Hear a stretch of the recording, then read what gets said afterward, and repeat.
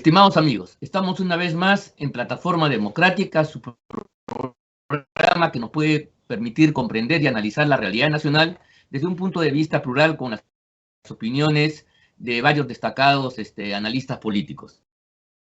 En esta oportunidad vamos a iniciar esta conversación con Juan Cheput y vamos a esperar que se integre a la misma Víctor Andrés García Belaunde. Recordamos a todos ustedes que este es un programa que se transmite por el canal VHTV de Cable Más y las redes sociales de la Coordinadora Republicana.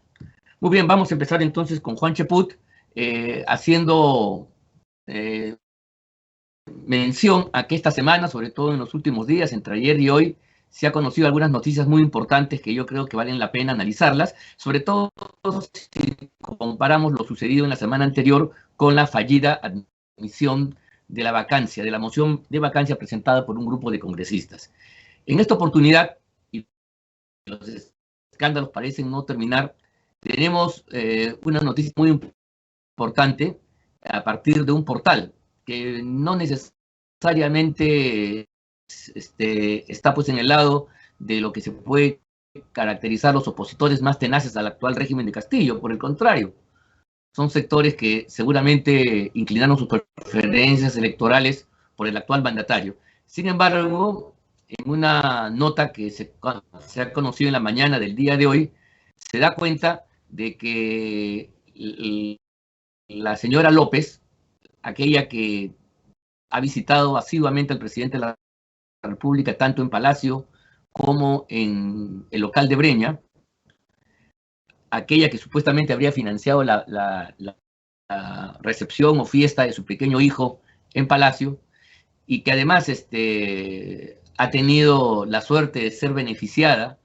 con unas licitaciones sospechosas, por decirlo menos, que le ha permitido ganar la friolera de más de 200 millones de soles, estaría dispuesta a prestar su colaboración, convertirse en colaborador eficaz, y para ello incluso habría cambiado de abogado. El actual letrado que la acompañaría legalmente, asistiéndola legalmente, sería el doctor Nakazaki, conocido por todos nosotros por su defensa de Alberto Fujimori y otros importantes personajes de la política nacional que estuvieron implicados en problemas con la justicia.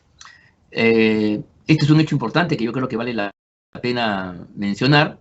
Quizás habría también que señalar que el día de ayer se conoce que la Fiscalía, no una noticia periodística, no un dato, no una campaña de investigación, sino una fuente fiscal del Ministerio Público, dice que la hija del actual ministro de Educación sería una de las personas que habría filtrado esta prueba que ha puesto en vilo la existencia de este examen para promocionar meritocráticamente a los maestros.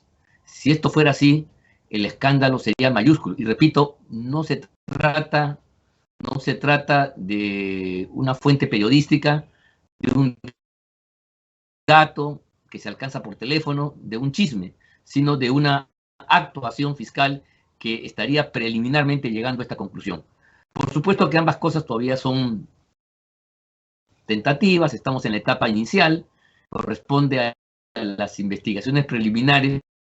Podemos decir que en el caso de avanzar la misma y llegarse a algunas conclusiones, si bien todavía temporales, pero más consistentes, el fantasma de la vacancia del cargo de la presidencia de la República por una manifiesta incapacidad moral por parte de Castillo se pondría nuevamente en el tapete.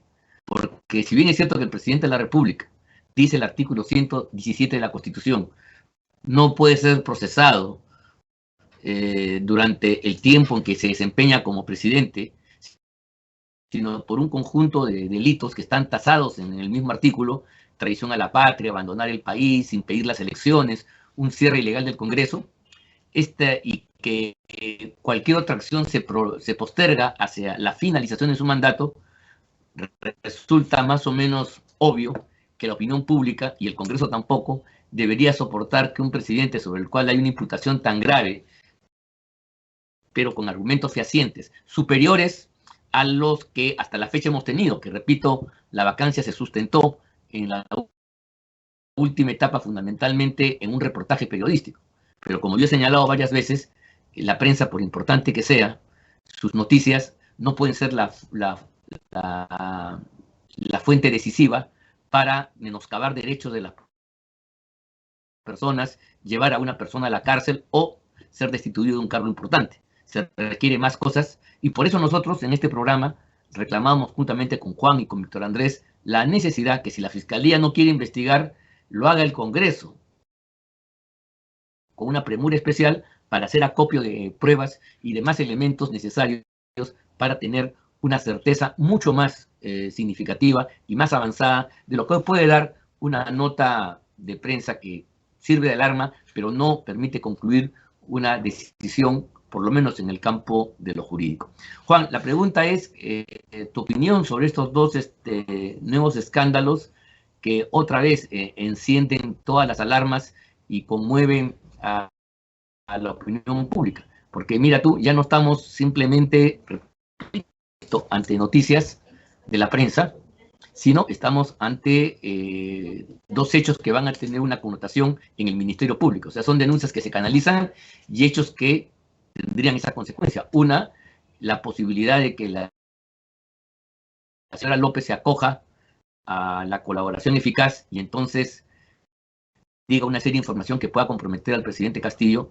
Y la otra, esta sorpresa que ha sido para todos nosotros, que la Fiscalía, repito, que la Fiscalía que está investigando, hay algún grado de responsabilidad todavía primaria, inicial, ni más ni menos que en la hija del actual ministro, acusándola, imputándola de haber sido ella la que ha filtrado una de las pruebas que permitió configurar este tremendo fraude contra el Magisterio Nacional. Juan, tu opinión al respecto. Buenos días, Ángel. Mira, por el nivel jerárquico de los involucrados, indiscutiblemente el gran tema del día de hoy es la denuncia que hace IDL Reporteros, como tú bien has dicho, un portal que usualmente es amigo del gobierno, fue amigo de Vizcarra, amigo de Sagasti, ¿no? Usualmente poco imparcial, pero que el tema debe de ser de tal magnitud que definitivamente no han podido ocultarlo, ¿no?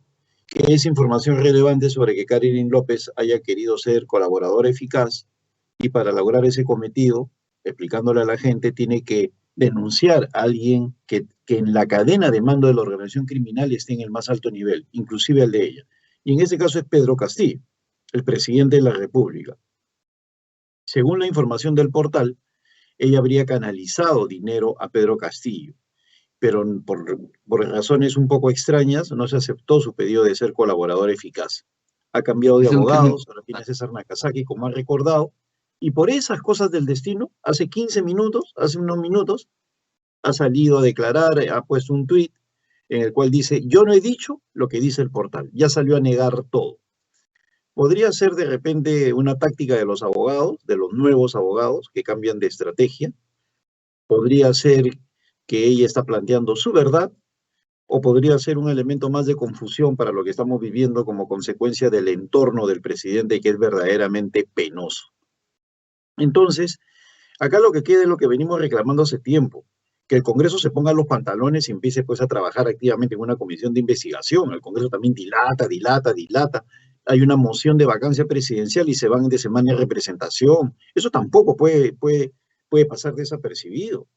El Congreso tiene que entender que este es un momento especial y las comisiones de investigación son fundamentales, no solo para sensibilizar a la opinión pública, sino para complementar el trabajo de la Fiscalía. Y sabemos que la Fiscalía en ese momento ni siquiera recibiría un trabajo complementario, sino que estarían haciendo el trabajo por ellos. Porque hasta el día de hoy la Fiscalía no mueve ni un dedo para investigar profundamente a Castillo y su entorno.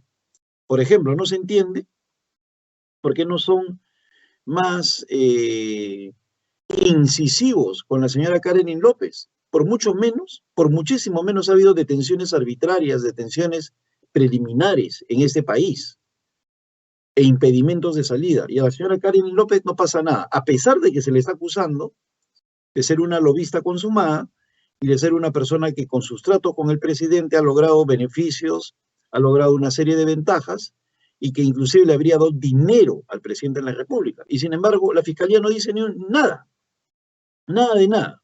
Entonces, ante ello yo creo que es importante la labor que pueda hacer en estos momentos la fiscal, las comisiones de investigación del Congreso. El otro elemento es el que tiene que ver, pues, con el escándalo del Ministerio de Educación. El Ministerio de Educación es una suerte, pues, de depósito de caviares, pues, ¿no? Ahí están metidas todas las consultorías, tanto en el Minedu como en la SUNEDU. Por eso vemos esa defensa con ardor que hacen cada vez que se meten con la SUNEDU o con el Minedu. No solamente porque pueden estar haciendo algo, ¿no? Que podría ser, ¿no? Aunque para mí la SUNEDU tiene ciertos avances, pero no pasa de ser una institución mediocre, mediana, ¿no? Sin una dinámica de cambio ni de innovación, sino que sigue simplemente la línea de la inercia. Pero al fin y al cabo algo ha hecho. Pero tampoco es la institución estelar que ha modificado las cosas en el país. Pero sin embargo también es un depósito de caviares, igual que el Minedu, donde predominan las consultorías, las asesorías y ese tipo de cuestiones. Pero el asunto de fondo está que en este Ministerio de Educación se ha traficado con los exámenes para los profesores. Y digo traficado porque algunos señores hablan de que se han vendido los exámenes. Eso es incorrecto, pues no solamente se vende lo legal. En ese caso no se está vendiendo algo legal, algo permitido. Son exámenes que se han sustraído y que se están entregando a gente que va a ser evaluada con eso. Por lo tanto, eso no se puede llamar como una venta. Eso es un delito. Ese es simplemente un tráfico de esos exámenes, ¿no? Entonces, es obvio que allí también han empezado las contradicciones. Igualito que Karen López. Sale la hija del ministro, investigada, sale la parlamentaria, primero dicen que sí y luego dicen que no han hecho nada, que no han movido ni un dedo, que las están calumniando. El típico comportamiento que es posible hacerlo cuando hay una fiscalía debilitada, una fiscalía que no cumple con su labor, una fiscalía que se hace de la vista gorda, una fiscalía que actúa con un doble estándar, una fiscalía que está siendo sumamente permisiva con los funcionarios de Pedro Castillo, una fiscalía que en pocas palabras da pena de la actuación que está teniendo en estos momentos. Y bueno, pues esperemos que el día de hoy, durante el Pleno, el Congreso empiece a activar de una vez por todas sus comisiones de investigación para que de esa manera se pueda llegar al fondo de estos asuntos. Bien, Juan, habría que recordar que una de las razones quizás que explica la demora, la renuencia para tomar una posición más audaz por parte del Congreso de la República haya sido la situación de su presidente. Hoy también nos hemos enterado de que el doctor Aguinaga, que era presidente de la Comisión de Fiscalía y que había conformado un grupo especial para ello, ha planteado dar un paso al costado, ha planteado retirarse de la misma por la investigación que tiene en relación a la imputación sobre las esterilizaciones. Va a ser reemplazado por otro miembro de Fuerza Popular, pero quizás eso podría haber explicado esta lentitud para que el Congreso tenga una posición más directa y agresiva y buscar la verdad de estos hechos que son muy importantes cuando sabemos que la Fiscalía se está comportando como una verdadera tortuga. Eso me parece importante. Es importante también señalar de que en el caso del Ministerio de Educación, efectivamente, la defensa del ministro, que podría ser dable, era que él ha entrado recién y que esta es una prueba que se venía preparando de tiempo atrás, que no ha tenido mayor relación con ella, cosa que es razonable, y que además finalmente los encargados de ejecutar el control y tomar la prueba, tomar el examen, es el INEI, ¿no? Instituto Nacional de Estadística, y no el Ministerio. Sin embargo, si fuera cierto que un pariente suyo tan cercano habría tenido acceso a estos documentos, a los exámenes, a las pruebas, y se lo haya entregado a algunas personas, como a una congresista, que también es maestra, evidentemente estaríamos a un escándalo, y por supuesto esa gente no debería estar un segundo más al frente de ningún cargo de la administración pública. Pero en fin, eso es lo que se va a ver. Yo quería compartir contigo otro tema importante, porque estos días ha habido un debate interesante sobre el tema de SUNEDU y las universidades. Y ahí había una enorme tergiversación, y quiero aprovechar un poco esta tribuna para para comentar contigo y a los amigos que nos escuchan lo siguiente. Yo conozco de cerca la propuesta que ha elaborado la Universidad de San Marcos, universidad pública, ya licenciada, y otras universidades, que lo que están planteando no es dejar de lado las acciones, la actuación y los fundamentos de la SUNEDU, sino principalmente arrancarla del ámbito del gobierno central. En verdad, la educación universitaria, de conforme al artículo 18 de nuestra Constitución, las universidades son autónomas y se rigen y se gobiernan por el estatuto que ellas mismas dictan. Por supuesto, dentro del marco de la ley y la Constitución, pero esto es importante. El hecho que la ley actual de educación, la ley universitaria, la ley 3220, establezca que el Ministerio de Educación es el órgano rector del sistema universitario, por supuesto que es un exceso, y que la composición de SUNEDU, todos sus 7 miembros sean gente dependiente del Poder Ejecutivo, es decir, del gobierno de turno, es también un exceso que no tiene fundamento alguno. Por esa razón, el proyecto de ley que se aprobó la semana pasada en la Comisión de Educación, presentada, mira tú, por Renovación Popular, eso es algo que no se dice, y se esconde a la opinión pública, los Cayeres hacen una campaña tendenciosa, lo que busca es conformar a SUNEDU como un órgano autónomo, que no dependa del Poder Ejecutivo, que sea un organismo como en su tiempo fue el Consejo Nacional de la Descentralización, que incluso tenía rango de ministro, y que coordinaba con las municipalidades, y en su composición tenía representantes de los gobiernos regionales y de los propios municipios. Ese organismo era el que establecía la rectoría en materia de política educativa, de educación superior, pero que el Ministerio de Educación, con los problemas que tiene, no puede con la educación primaria, es una desgracia en la secundaria, no puede darle a los maestros y a los alumnos condiciones razonables para el servicio educativo, que tenga además el control de la educación superior, de veras que resulta un exceso. Y ese es un punto que vale la pena que se analice más adelante. Bueno, sobre el particular, tu punto de vista, ya que habías entrado en materia, conversar también sobre este aspecto, porque efectivamente un hecho que quizás no conocías tú, es que el señor Sagasti, antes de ser parlamentario, ha conformado el llamado Consejo Nacional de Educación, que es el organismo que tiene que dar la última palabra en cuanto a los miembros de SUNEDU. O sea, como tú comprenderás, ha estado 4 o 5 años atrás poniendo a gente del Partido Morado, controlando las universidades como ellos saben hacerlas. Y por lo tanto, que esto se democratice, que se airee y que la composición de SUNEDU, pues su consejo directivo, provenga de varias fuentes, donde esté también el gobierno, sin duda, pero no en mayoría, no con el carácter absoluto que ahora maneja, creo que resulta razonable. Y espero que haya condiciones para que este debate se lleve a cabo con la racionalidad y sin el histerismo que ya la campaña Caviar viene anunciando en los distintos medios de comunicación. Juan. Gracias, Ángel. Mira, no me extraña que Sagasti esté metido porque para mí, como te decía hace un instante, la SUNEDU es un órgano muy, pero muy mediocre, muy mediocre. No ha hecho absolutamente nada por controlar a las universidades privadas que ya están licenciadas. Es un obstáculo para que los jóvenes que han estudiado en el extranjero puedan tener su acreditación en el ámbito local de manera rápida y oportuna. Es un obstáculo burocrático, no se ha modernizado en absoluto. Te doy un ejemplo. Cuando yo quise validar mis títulos colombianos, en Colombia me lo hicieron en 2 días, por internet, y gratis, todo, Ministerio de Educación, Cancillería, todo eso en 2 días. Un día el Ministerio de Educación, un día la Cancillería. Y me enviaron todo gratis.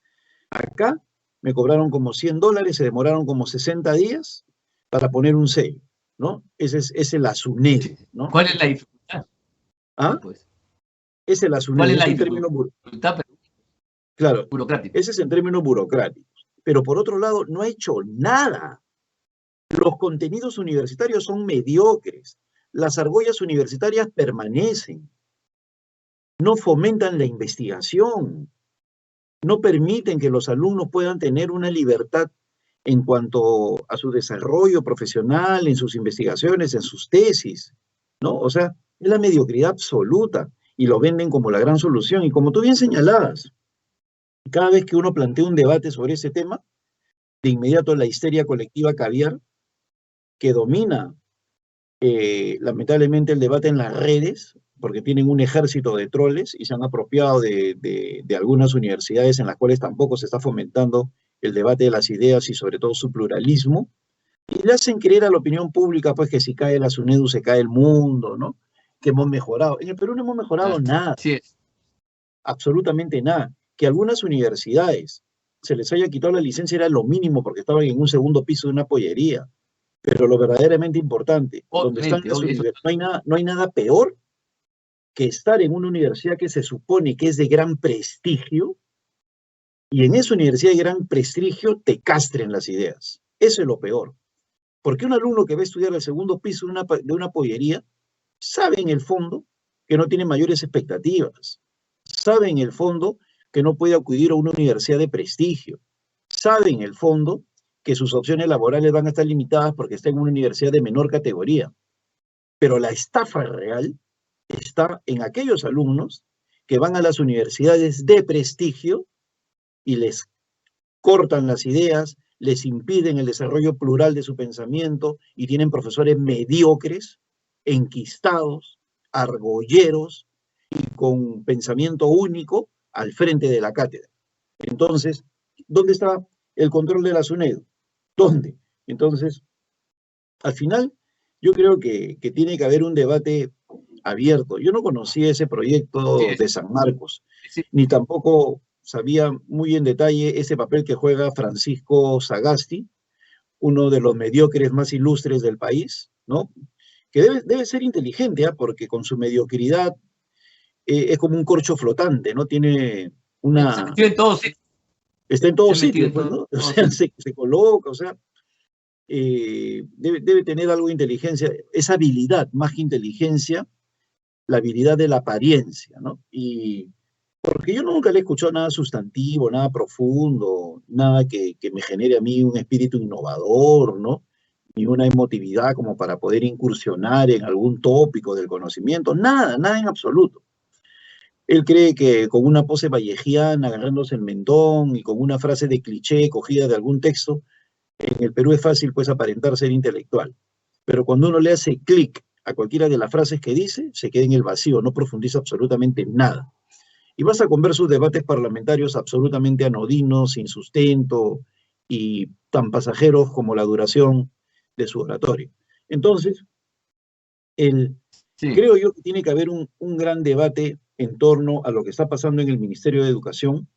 Tenemos la peor educación del continente todavía, nuestros contenidos no están actualizados, los profesores no están bien remunerados, la infraestructura educativa es paupérrima, el PBI se incrementa, pero no hay un control de calidad en el gasto, ni siquiera va a infraestructura, va a consultorías. ¿De qué vale subir el porcentaje del PBI para incrementar el presupuesto del sector educación si se ve en consultoría, no se ve en contenido, no se ve en capacitación, no se ve en infraestructura?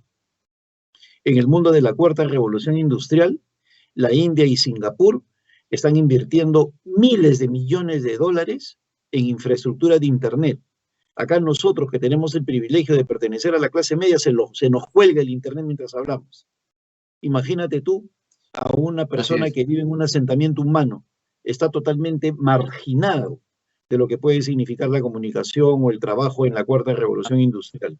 Y no hay ni inversión de esa índole. Mira, en la UNI, una universidad como la UNI o como San Marcos, no tienen un potente sistema de Wi-Fi al interior de estas universidades que tienen alumnos notables.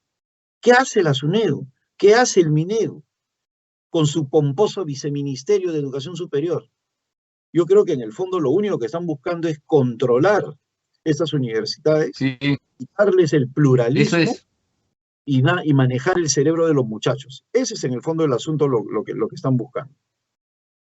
Bien, coincido plenamente con eso último, sobre todo, y sobre Sagasti, antes de hablar con Víctor Andrés, creo que él es un hábil y eficiente burócrata del campo educativo y cultural. Ahí se ha movido y ha sabido flotar, no de ahora, sino mucho tiempo atrás, pero él no es un pensador, él no es un hombre de un conocimiento que significa un aporte verdaderamente al país, aunque se haga pasar por eso.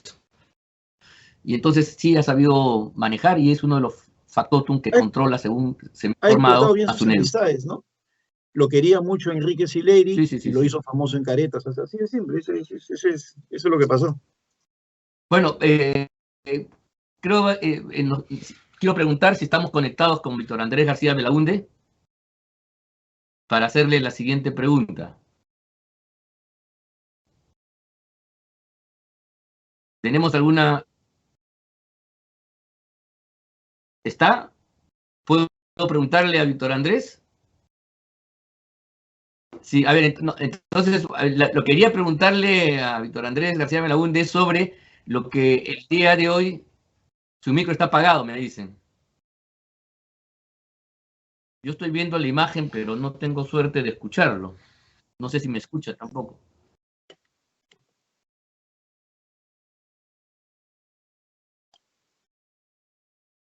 Ahí, ya.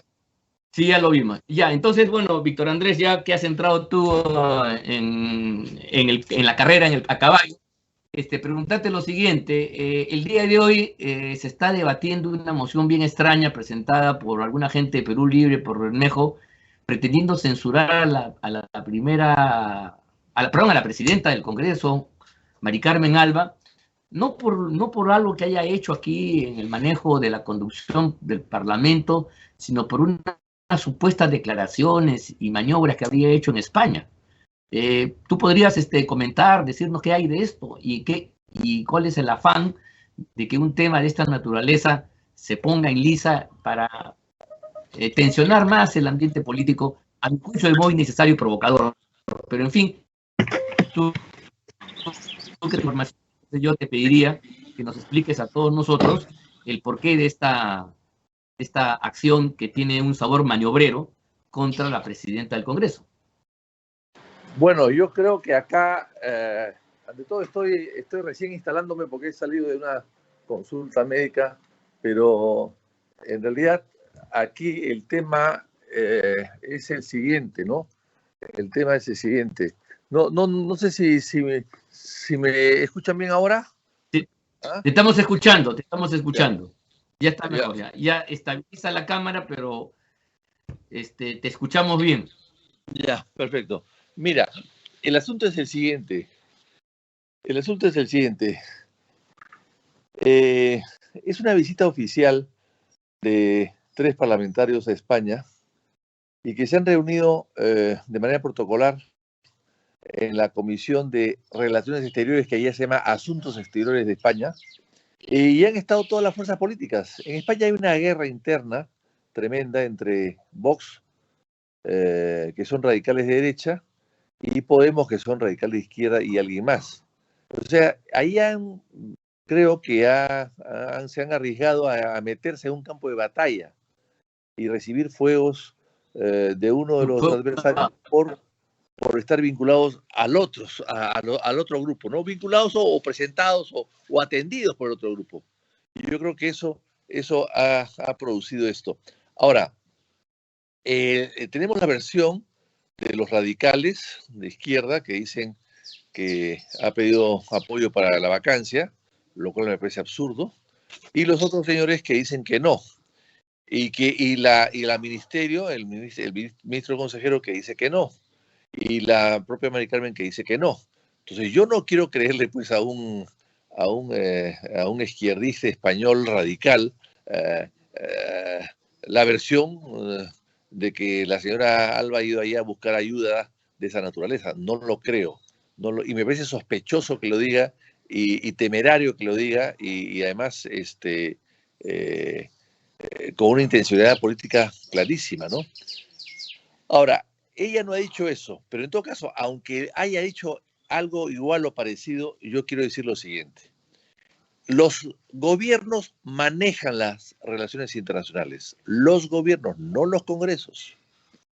Los gobiernos son los que deciden la línea política del Estado y lo decide básicamente el presidente de la República a través de su canciller.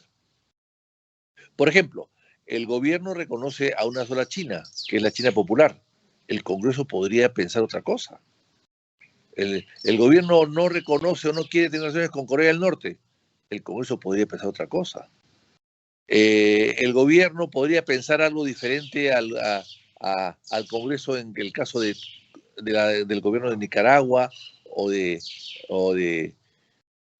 Cuba o de Venezuela. El Congreso puede declarar que no acepta las elecciones en Nicaragua y el gobierno puede aceptarlas. O sea, no hay, o sea, el gobierno representa y fija la política exterior, pero el Congreso es un conglomerado de una serie de sectores y de grupos políticos del país que pueden estar en contra del gobierno y de hecho lo están, y de hecho pueden criticar al gobierno. ¿Acaso el señor Trump no ha sido criticado y Biden es criticado y Obama no era criticado y Bush, hasta Nixon y Johnson no eran criticados por senadores y congresistas americanos fuera de los Estados Unidos? Por sus políticas, por ejemplo, contra Afganistán o a Vietnam o a Corea del Norte. ¿No fue criticado Trump porque fue a Corea del Norte por una serie de congresistas americanos que lo criticaron dentro y fuera de Estados Unidos? O sea, no tenemos por qué uniformizar lo que piensa el Congreso, que es una variedad de pensamientos, con el pensamiento unitario que debe tener el gobierno y que es el que representa finalmente las relaciones internacionales. Quien declara las guerras no son los congresos, son los gobiernos. El Congreso puede ratificarla o no, pero son los gobiernos. Quien hace los tratados son los gobiernos. Algunos los ratifica el Congreso y otros no tienen capacidad para hacerlo.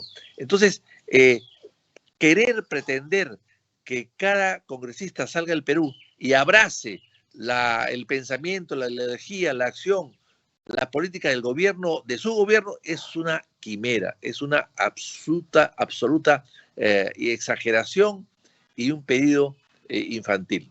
Así que yo creo que eso no tiene nada que ver con el gobierno y no se ha dicho lo que se ha dicho, pero además, aunque lo hubiese dicho, no tendría por qué involucrar de ninguna manera ningún tipo de cambio de relaciones. Los parlamentos en el mundo pueden estar unidos, los parlamentos, pero no los gobiernos.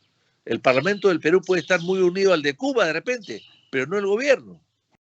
Y eso no cambia las cosas. Y yo recuerdo que han habido personajes que han ido a Taiwán sin tener en nombre el Congreso peruano, cuando en Taiwán no se le reconoce como Estado en el Perú. Y van los parlamentarios. Y se abrazan con la presidenta de Taiwán. O sea, y eso no cambia las relaciones. El Estado es uno solo. Y lo mismo ha pasado con los palestinos y los israelíes en su momento. Entonces, yo creo que eso hay que diferenciarlo perfectamente bien. Lo que están haciendo acá es usar a un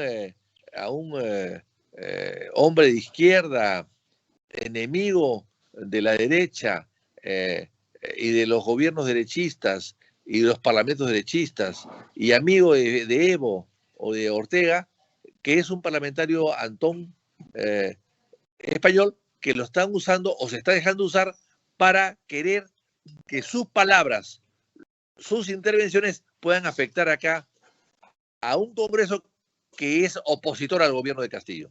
O sea, vamos a creerle a un español antes que creerle a los peruanos que han estado allá, a la Cancillería que estaba allá y a los otros españoles que también han estado allá y que no dicen eso. Entonces yo creo que me parece que es esta treta, una jugada de Perú Libre para querer manejar el Congreso, que evidentemente hasta el día de hoy no puede manejarlo. Sí, sin duda tienes razón. Yo creo que hay esa es parte de la separación de poderes. La política exterior se maneja básicamente por el gobierno, el presidente de la República es el gran jefe de las relaciones exteriores y se instrumentaliza a través del ministerio correspondiente. Por otro lado, resulta tonto creer de que el Congreso de Diputados, así se llama la Cámara Baja de las Cortes de España, que tiene mayoría izquierdista. El gobierno de España, sustentado en el Congreso de los Diputados, es la coalición del PSOE, del Partido Socialista Obrero Español, de Unidas Podemos, donde está Podemos y la antigua Izquierda Unida, más un conjunto de grupos separatistas, independentistas. Y por esa razón pretender que ese Congreso saque un comunicado, una exhortación, un llamamiento al Perú es simplemente no tener siquiera el conocimiento elemental de lo que se pueda. Aparte, no es propio que los congresos hagan ese tipo de cosas, menos aún un congreso que tiene esa composición, esa correlación de fuerzas. Por eso esta campaña que ha generado algo de tensión, como una especie de revancha a la vacancia de la semana anterior del presidente Castillo, tendría también un carácter encubridor, para medir fuerzas, dice un diario hoy en la mañana. En fin, ¿qué explicación dar a una cosa que cuando uno empieza a analizarla no tiene mucho sustento? Juan, ¿tú tienes una idea sobre el particular? Sí, en mira, torno yo a desde un principio, esta sí, censura contra la presidenta del Congreso. Sí. bueno, como bien dijo, creo que fue Anderson, bueno, primero que nada me alegra mucho que esté con nosotros Vitocho, a pesar de haber estado en un asunto personal temprano. Mira, el tema está, como dijo Anderson, esta es una canallada. Y desde un principio se notaba de que esta nueva coalición Castillo, serronista, vizcarrista, que quiere tomar el control del Congreso, le había puesto el ojo a María del Carmen Alba con el objetivo de fenestrarla, ¿no? Ahí teníamos a gente Juntos por el Perú, a gente de Perú Libre, de Somos Perú, a pesar de que de la boca para afuera dicen que no, por dentro se manejan de una manera civilina, la misma gente de Podemos. Yo en lo personal no confío en Patricia Chirinos por la actitud que ha tenido con la vacancia. Entonces, ha habido allí una situación realmente extraña que buscaba tomar el control de la mesa, pero creo que ha abortado. Y lo que ha señalado Víctor Andrés me parece lo más correcto de todo lo que he escuchado hasta ahora. No puede ser pues que le creamos a un individuo extranjero y no a la presidenta del Congreso. Eso ya es el acabose, Sí, ¿no? pues. No tanto las personas que la rodean y que de buena voluntad salió a declarar que es falso lo que se dice, sino de que ya dudemos de la presidenta del Congreso para darle crédito a una declaración periodística de una señora del PSOE o de un diputado. Es verdaderamente triste y lamentable, y que el Congreso, que la Cancillería ordene indagar, investigar, es más penoso aún, ¿no? Entonces, todo eso creo que es una tragicomedia que va finalmente a abortar. Y yo no tengo ninguna duda que todo eso se levantó porque en el fondo ya se estaba viendo los nuevos elementos en contra de Pedro Castillo, los chats. Qué raro que el mismo día que salen los chats ya evidenciando la participación de Pedro Castillo, surge la denuncia o la moción de censura contra María del Carmen Alba, y sale en primera página de la República indicando que ha hablado más mal en el extranjero, tratando de minimizar los chats de Pedro Castillo. Entonces, al final, pues hay todo un alboroto mediático que no le interesa barrer con las instituciones y con la honra de las personas, con tal de distraer la atención sobre lo que verdaderamente es el foco de putrefacción, ¿no? La gestión de Pedro Castillo, que con los elementos que hemos visto hoy día y que hemos analizado más temprano, creo yo que va a ingresar en el túnel de los grandes problemas. Sí. Víctor Andrés, no sé si tú quisieras, como que te has incorporado un poco tarde, tener la última palabra al respecto. Yo comparto la idea de maniobra y la verdad es qué cosa, porque en realidad no tiene proporción, pues. Las cosas se dicen, son palabras, y en realidad eso que una gestión para que el Parlamento es una cosa desmedida, realmente alucinada. Pero No, entonces, ¿qué sí, pasa? Yo quisiera que tengas la última palabra al respecto. ¿Qué opinas sobre el particular? Más allá del hecho en sí, que es deleznable, ¿no? yo creo que es definitivamente hay acá Mari Carmen Alba no es de la simpatía del régimen, a pesar que se ha conducido con mucha altura Ponderación, y, claro.